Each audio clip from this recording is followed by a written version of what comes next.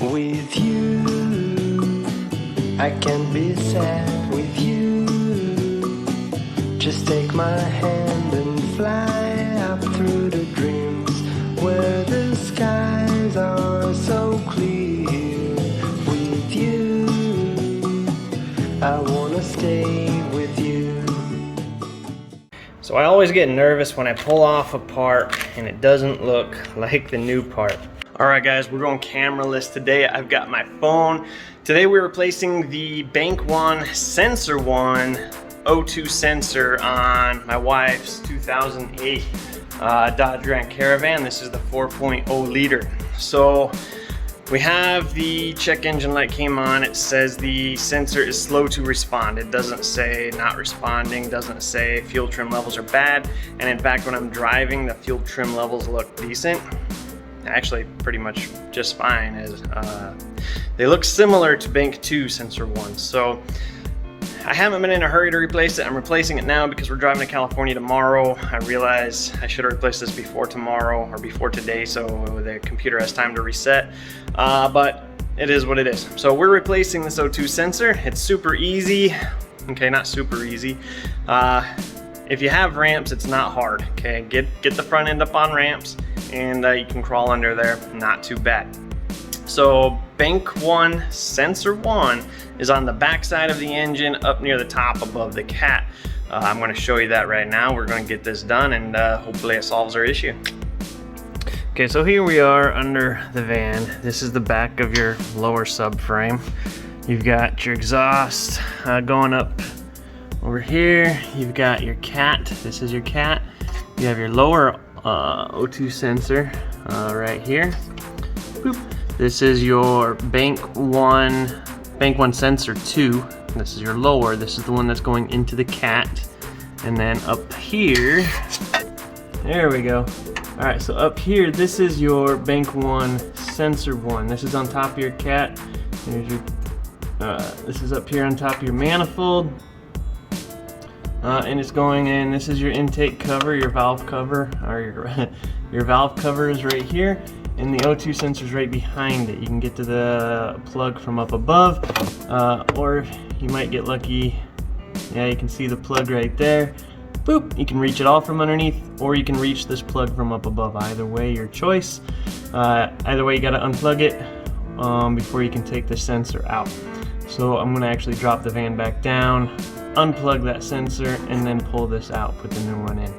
Okay, so your sensor, the connection is up on top. This is the 4.0 liter. I don't know how different it is. Can't be that much different for the other engine sizes. Same design, I would imagine. But if you come over here, use my finger to the back, you've got your two pipes right here, and then you have your sensor connection. This might be tucked under, you might have to find it, but it's back there somewhere. And we're just gonna, try to manhandle this one-handed. On this thick part, this jut out, there's a little tab right there you're pushing down while you push out. There's no way I'm gonna do this one-handed. I'm gonna have to put the camera down. Okay, so I was able to get this with two fingers. I couldn't do it with quite one. Push down on this tab. I use one hand to pull each side of the connector off, but I got it. So that, leave that where you're gonna find it, because you gotta plug the old one or the new one back in. Okay, I know I said to leave the connection where you'll find it later, but actually, once it's undone, if you take off the zip tie, mine was zip tied together. Let's see. So there's the connector, so you might be able to just do it all from down here and not ever have to go back up top again. So there's the connector, and this is your O2 sensor. Let's see if I can get this all out of the way here. Well, you have to have this disconnected because you're going to spin this to get it off. To do that, they sell all kinds of fancy schmancy wrenches and sockets, and sometimes indeed those are needed. We are going to attempt this one with just your everyday crescent wrench. See how it tightens, so you need to come towards me. Let's see if this is big enough and how seized we are.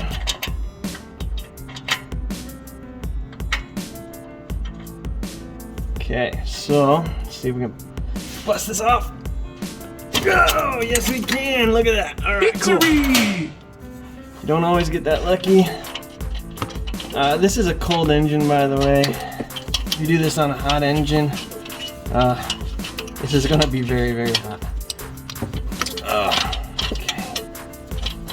Let's get this out.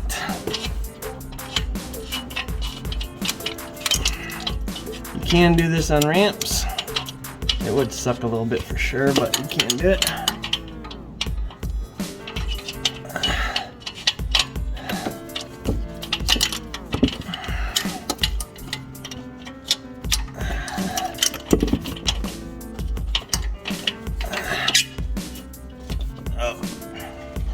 This is also easier if you're not holding the camera, just so you know.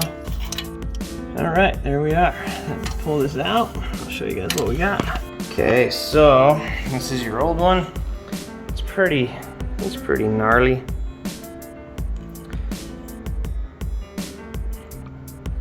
Truth be told, I don't know how to tell if it's good by looking at it. I don't know if you can. The only problem I'm seeing here is this one. Most definitely looks different. But I know this is an OEM one. I bought the OEM one. It's a Mopar part. So it's very possible this one went out because it wasn't a Mopar part. I don't know that. But anywho, so I always get nervous when I pull off a part and it doesn't look like the new part. I bought this. This is the new one, and I bought it because it's supposedly the right part, but if you'll notice, it looks different.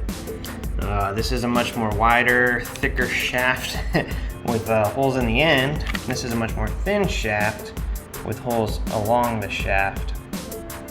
So, out of curiosity, I went ahead and I double-checked this part. This is the right part, and I found the numbers, which are exceptionally hard to read. You can't even see them come up in the camera. But there's some numbers right here, and I googled them, and this is the right part number as well. This is a Bosch brand. It's like a 1550, or I forget already. But it is the right part, just a different style. I'm assuming it's not gonna make a difference, except this is throwing a check engine code. This one hopefully won't, we'll find out. So we're gonna go put this one in just like that one came out. This comes in with a thread protector, and it has some thread lock or anti-seize on the threads. If yours doesn't, you might want to throw some anti-seize on there. If it comes with a little bit, like this is barely anything, again, you might want to throw some more anti-seize on there, up to you.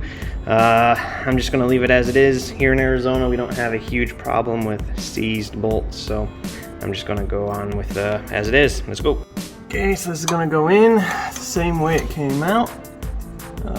Well, hopefully, that's always the goal, right? Just gonna stick this in the hole again, put some anti-seize or some additional anti-seize on the threads if you so desire. It is kind of hard. This wants to spin backwards until you let the wire spin, but you'll never get started. So get a few threads in there and then let the wire catch up. Okay.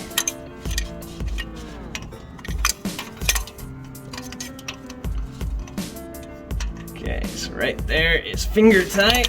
So now we're gonna get the wrench. So let's get the crescent wrench. We're gonna put this back on the same way it came off, or so is the hope. It's always the hope. Once in a while, it's the reality. So get the crescent wrench. I don't know torque specs. We're not using a socket anyway. We're just gonna go till it's freaking tight. Right about there. You don't want to strip the threads either, so careful how tight you do go. Okay, so then get the wrench down, see if I can plug this in one-handed like I unplugged it. Let's see, this has to line up here. Hope you guys can see. I'm watching what I'm doing, not the camera.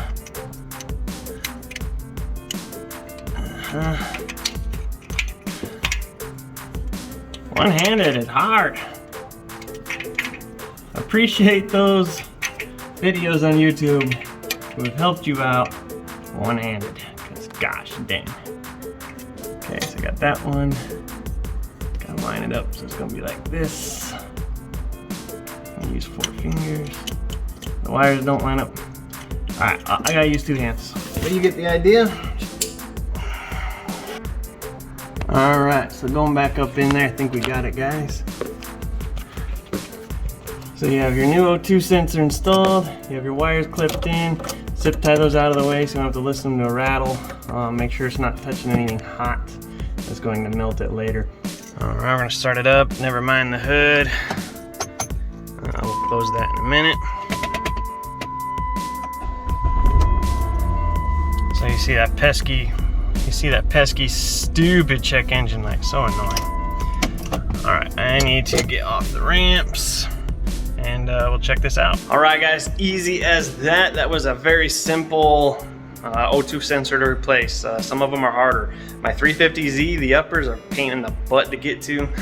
This one, not bad if you got ramps. If you don't have ramps, you might want to get some ramps. It'll be way easier. You don't need any special sockets. I did the whole job with a crescent wrench in my fingers. Not hard. The hardest part is just getting your hands up in there, which in the rear, it's not actually all that bad. So